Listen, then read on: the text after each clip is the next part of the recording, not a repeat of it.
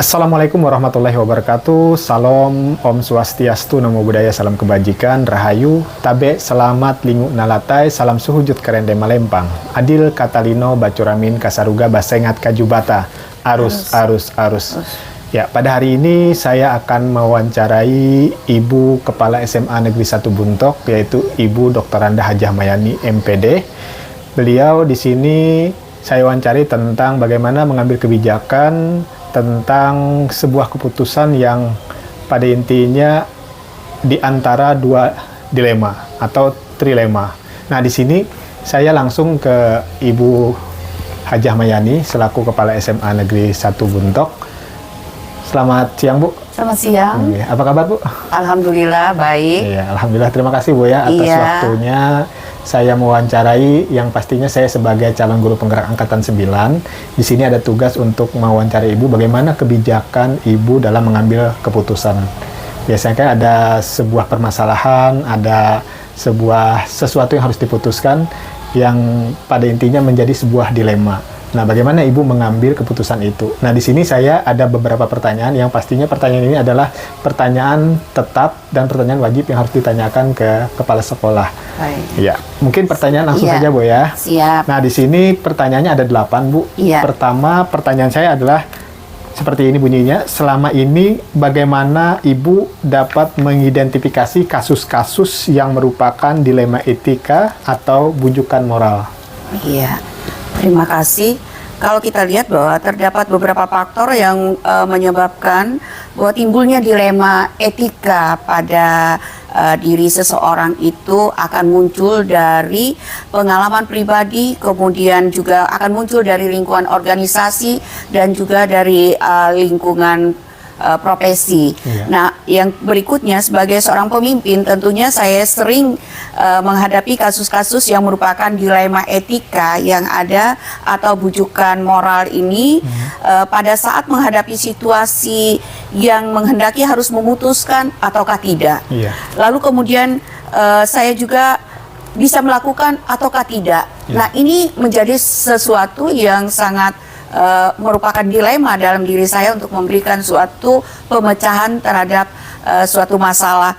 Nah, oleh karena itu dalam mengidentifikasi kasus-kasus yang merupakan dilema etika yang sering saya alami, khususnya dalam lingkungan pendidikan, lingkungan sekolah yang ada ini, saya harus memiliki pengetahuan. Iya. Itu yang pertama, di mana dalam pengetahuan dan pemahaman akan makna dan implikasi dilema etika itu saya berkaitan sekali dengan mengenai perilaku seseorang yang akan saya hadapi. Iya. Nah, oleh karena itu situasi dan sifatnya itu yang harus kita lihat personalnya seperti apa, sehingga dalam kita memutuskan sesuatu itu harus betul-betul dan sangat tergantung pada kepribadian atau perilaku seseorang itu. Oh, iya.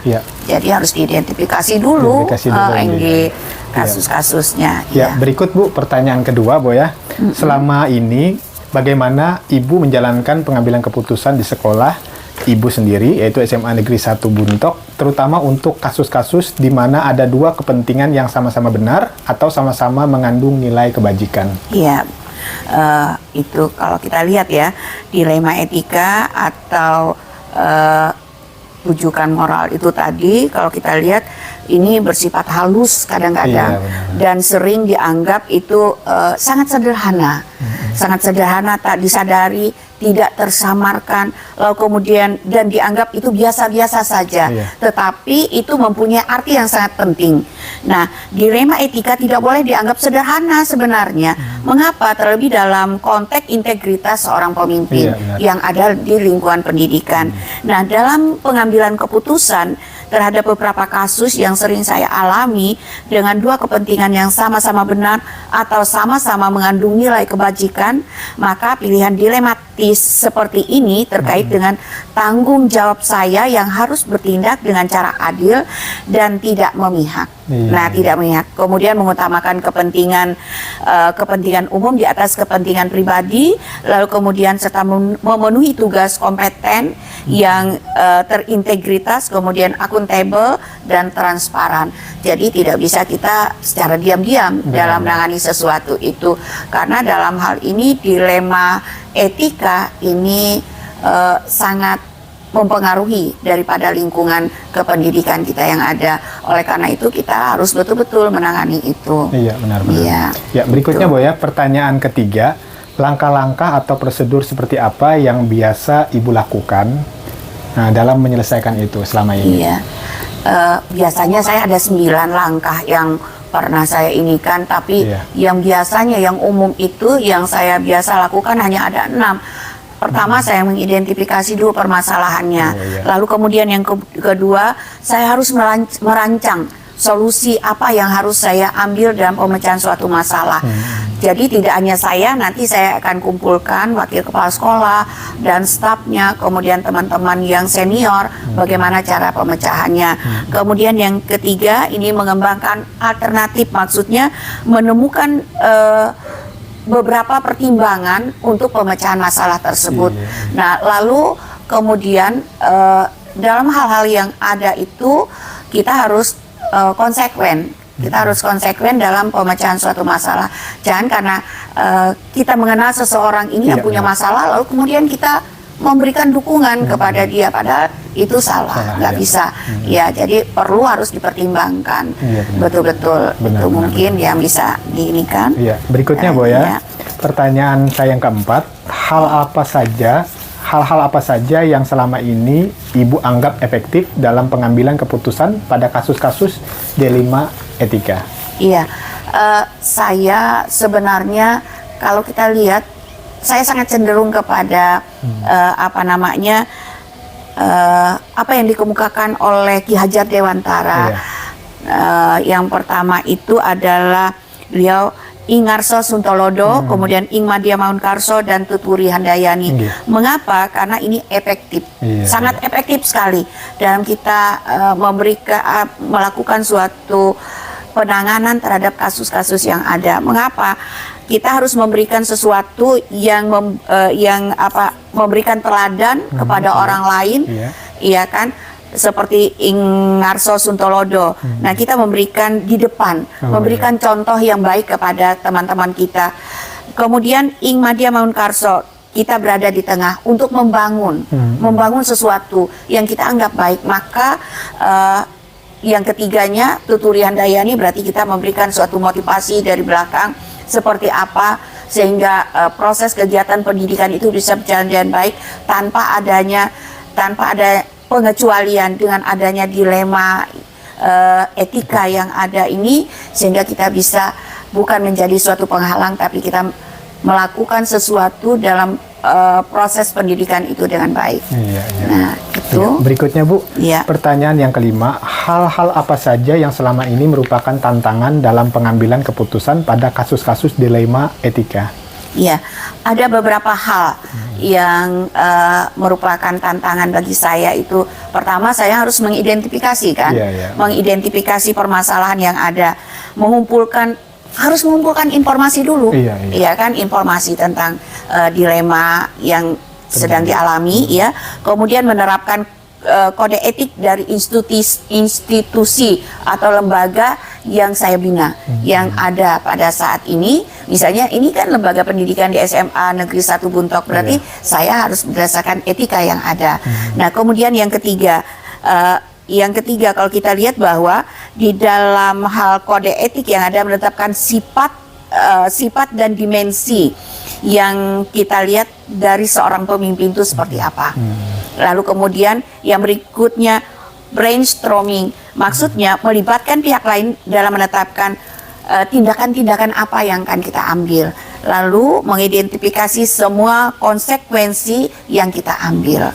Kemudian evaluasi tindakan apa yang sudah kita pilih dalam pemecahan suatu masalah itu, apakah itu nanti bisa tercapai sesuai dengan tujuan atau harapan kita, ataukah seperti apa nantinya dari tindakan-tindakan kita dalam pemecahan kasus yang ada.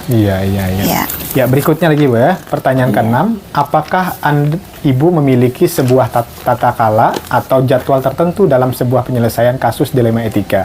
Apakah ibu langsung menyelesaikan di tempat atau memiliki sebuah jadwal tersendiri untuk menyelesaikannya? Bentuk atau prosedur seperti apa yang ibu lakukan?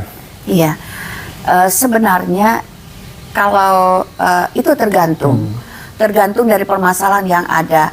Permasalahan yang ada, kalau misalnya permasalahan itu membutuhkan pemecahan yang sangat prinsipil sekali, maka akan membutuhkan waktu. Ya. Jadi kita harus ada penjadwalan. Tapi kalau tidak, kita bisa dalam pemecahan suatu masalahnya bisa langsung kita tindak pada saat itu juga. Nah, sebetulnya menurut saya tidak ada permasalahan-permasalahan yang kalau kita alami, kita lakukan dengan secara keterbukaan dan kita lakukan secara musyawarah dengan untuk mencapai mufakat, maka semua itu bisa berjalan dengan baik. Benar. Itu. Iya. Berikutnya pertanyaan saya yang ketujuh, adakah seseorang atau faktor-faktor apa yang selama ini mempermudah atau membantu ibu dalam pengambilan keputusan dalam kasus-kasus dilema etika? Iya, kalau dalam hal ini seperti tadi saya kemukakan bahwa faktor-faktor yang selama ini mempermudah atau membantu saya dalam pengambilan keputusan dalam kasus-kasus dilema etika seperti yang terjadi di sekolah pasti ada teman, ada wakil kepala sekolah, ada stafnya, ada teman-teman senior ataupun teman-teman guru ataupun teman sejawat yang lainnya yang kemudian bisa memberikan wawasan, memberikan suatu pencerahan ataupun pertimbangan-pertimbangan yang mungkin bisa menjadi bahan untuk memecahkan suatu masalah tersebut. Ya. Lalu faktor lain juga bisa ada dari agama, dari faktor agama kita dan yang lainnya. Benar. Ya, pertanyaan saya yang terakhir, Bu ya. Iya. Dari semua hal yang telah disampaikan oleh Ibu, pembelajaran apa yang dapat Ibu petik dari pengalaman Ibu mengambil keputusan dilema etika selama ini? Iya, terima kasih Pak Yusuf. Iya. Pembelajaran yang dapat saya petik dari pengalaman ini adalah dilema etika bukan tak mungkin dihindari. Iya, benar. Iya kan? Karena itu sangat prinsipil sekali. Nah, kesediaan untuk bertanya dan meminta pertimbangan pada nurani yang diajarkan, kita lihat bahwa Nabi kita, Nabi besar kita, Nabi Muhammad telah mengajarkan kita dapat memberikan suatu guide ataupun panduan kepada kita untuk pemecahan dilema yang kita alami, yang kita atasi seperti apa. Maka yang utama adalah kejujuran.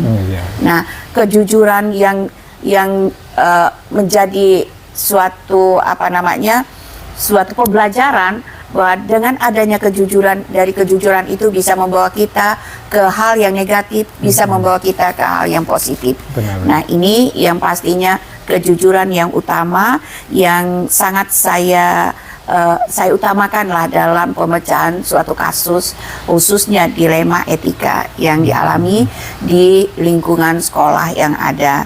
Nah, ini mungkin yang bisa mengurangi apa-apa yang terjadi di sekolah sehingga menjadi lembaga pendidikan yang baik dan bisa dipercaya. Iya.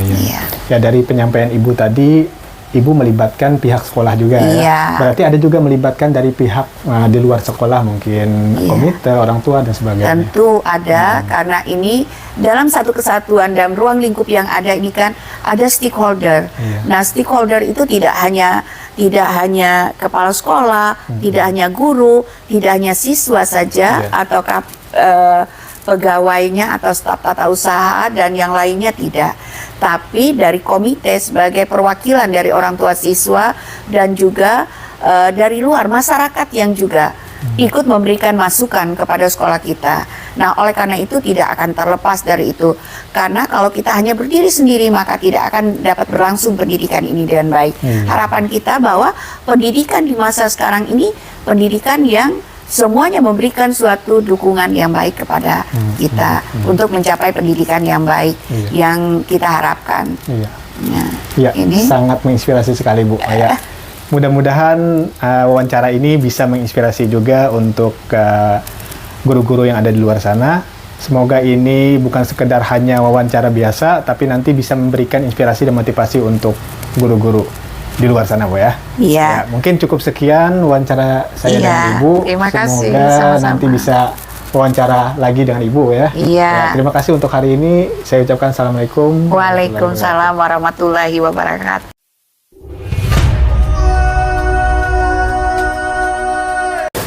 Assalamualaikum warahmatullahi wabarakatuh. Salam Om Swastiastu, Namo Buddhaya, salam kebajikan, Rahayu.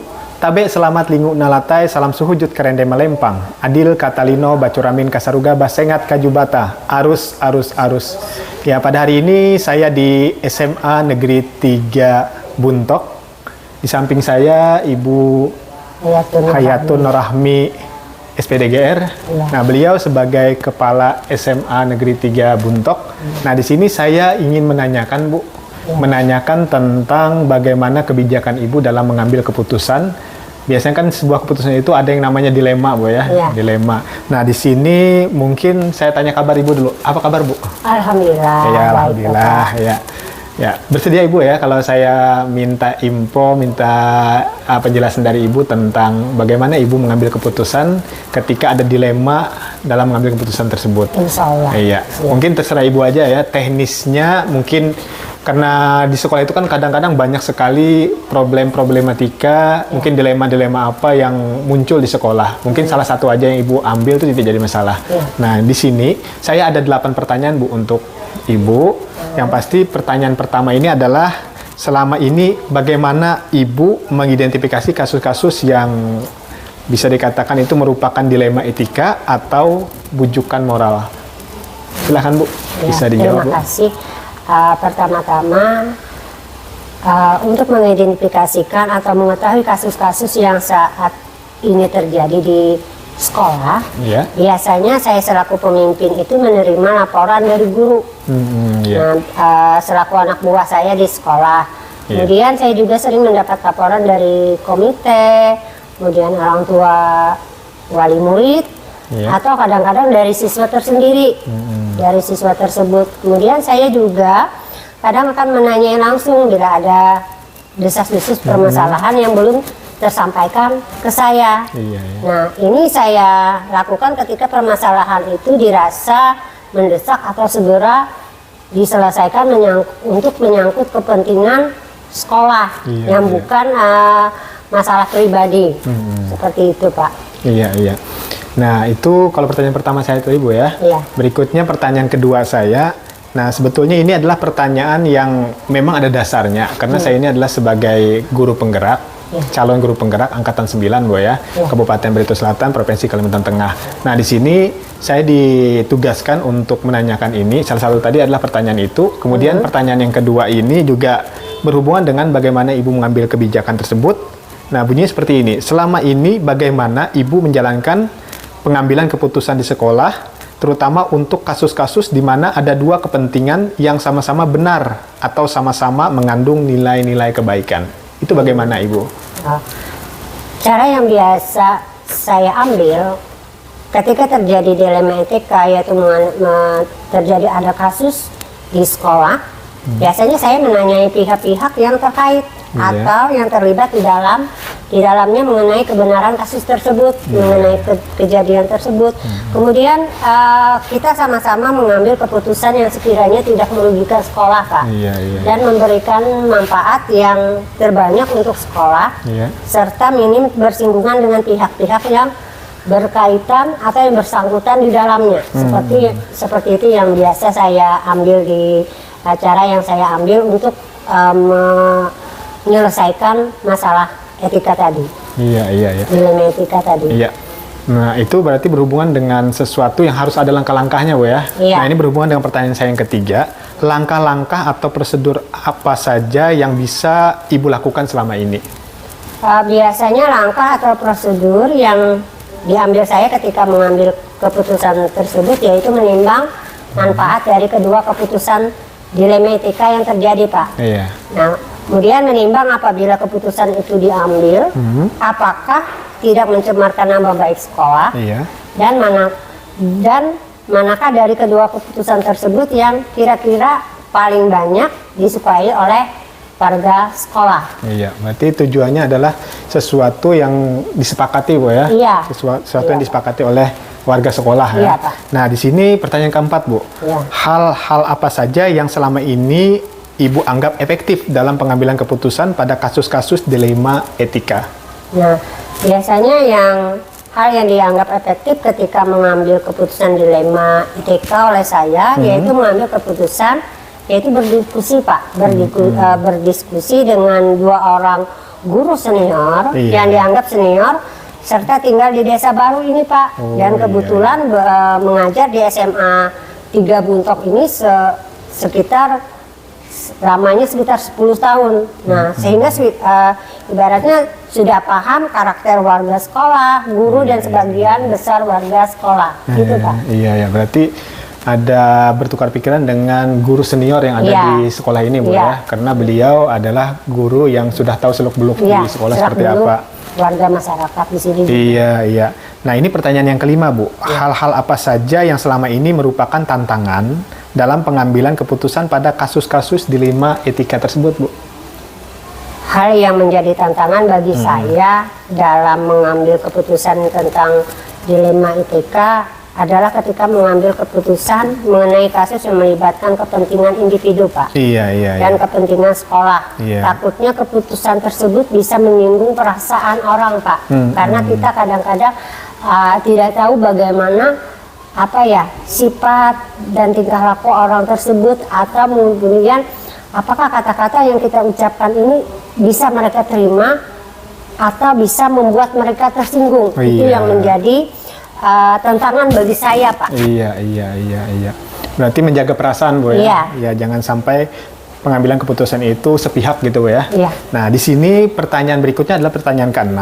Apakah Ibu memiliki sebuah tata kala atau jadwal tertentu dalam sebuah penyelesaian kasus dilema etika?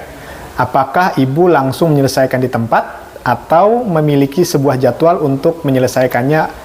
Bentuk atau prosedur seperti apa yang Ibu jalankan? Biasanya untuk waktu penyelesaian masalah itu saya tidak mempunyai jadwal tertentu, Pak. Iya, iya, iya. Saya akan segera menyelesaikan masalah tersebut sesegera mungkin. Dan apabila permasalahan tersebut tidak terlalu penting Iya. dan melibatkan banyak pihak, maka saya akan lebih dulu berbincang dengan yang bersangkutan untuk memanalisir terjadinya benturan, seperti itu. Iya.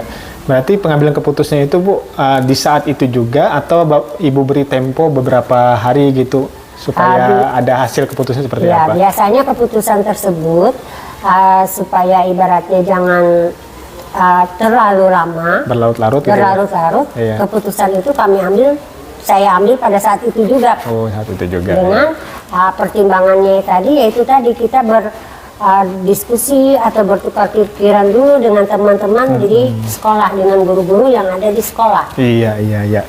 Nah, itu berhubungan berikutnya adalah pertanyaan ke-7, Bu.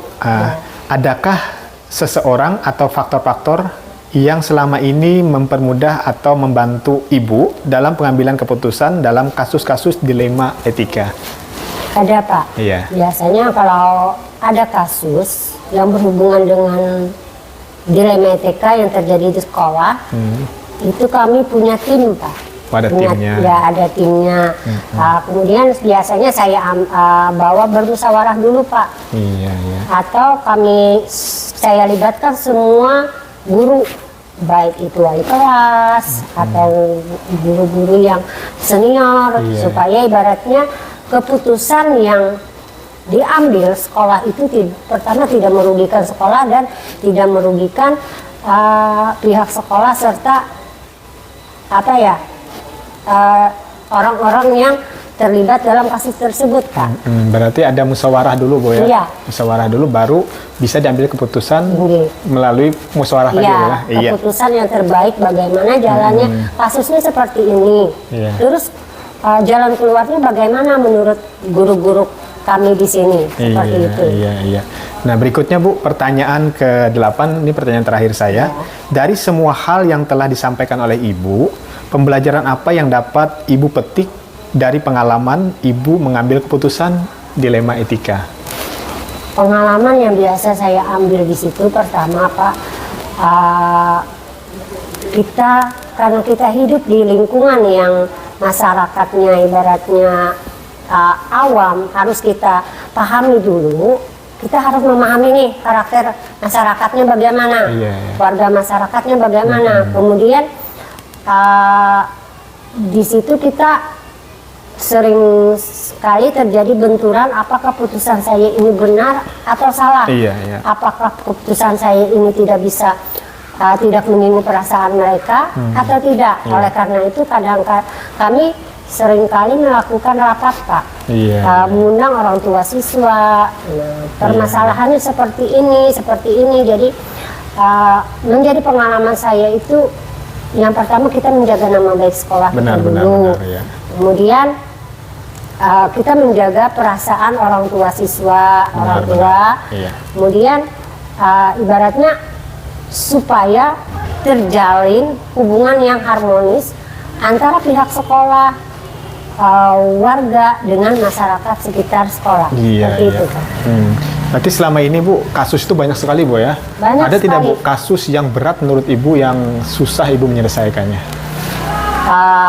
Alhamdulillah untuk saat ini semua kasus itu berat saja, Pak. Iya benar. Kalau menurut kita kalau kita menyelesaikan secara sendiri, seperti saya bilang dari awal tadi, alhamdulillah di sekolah ini untuk kerjasamanya, untuk sistem gotong royong, musyawarah diutamakan, Pak. Jadi kalau ada permasalahan yang ibaratnya penting atau susah sekali kita mengambil keputusannya, kita musyawarah dengan warga sekolah dulu, dengan guru-guru. Kalau sudah ibaratnya permasalahan itu tidak bisa kita selesaikan, kita akan mengundang komite, Pak. Oh, berarti melibatkan pihak ketiga gitu ya? Oh, kita akan melibatkan komite, kemudian perwakilan dari orang tua siswa. Iya. Bagus sekali, Bu. Dari penjelasan Ibu, pengambil keputusan, di sini saya juga terinspirasi, Bu. Bagaimana mengambil keputusan itu tidak bisa cuma sepihak pendapat kita, Bu ya. Tapi harus melibatkan warga sekolah ya dan pihak ketiga, yaitu baik komite ataupun orang tua siswa yang terlibat di dalam permasalahan itu, Bu ya. Dan pada akhirnya nanti menemukan jalan keluar yang bukan dari keputusan sendiri. Ya, mungkin itu saja, Bu. Pertanyaan saya kepada Ibu, mudah-mudahan ini bisa menginspirasi, bisa memberikan referensi kepada calon-calon guru penggerak, bahkan nanti mungkin untuk pemimpin-pemimpin yang mau jadi kepala sekolah dan sebagainya ke depannya. Terima kasih Bapak atas kedatangannya ke sekolah kami, dan terima kasih atas kesediaan Bapak sudah memberi wawancara, pertanyaan-pertanyaan kemudian mengenai mengetahui keadaan lingkungan sekolah kami bagaimana. Ya, terima kasih juga Bu. Saya datang di sini disambut dengan baik. Sama-sama, Pak. Mungkin itu saja Bu ya. Ya, mohon bimbingannya, kerjasamanya. Mungkin cukup sekian. Akhir kata saya ucapkan Assalamualaikum warahmatullahi wabarakatuh, Bu. Waalaikumsalam warahmatullahi wabarakatuh.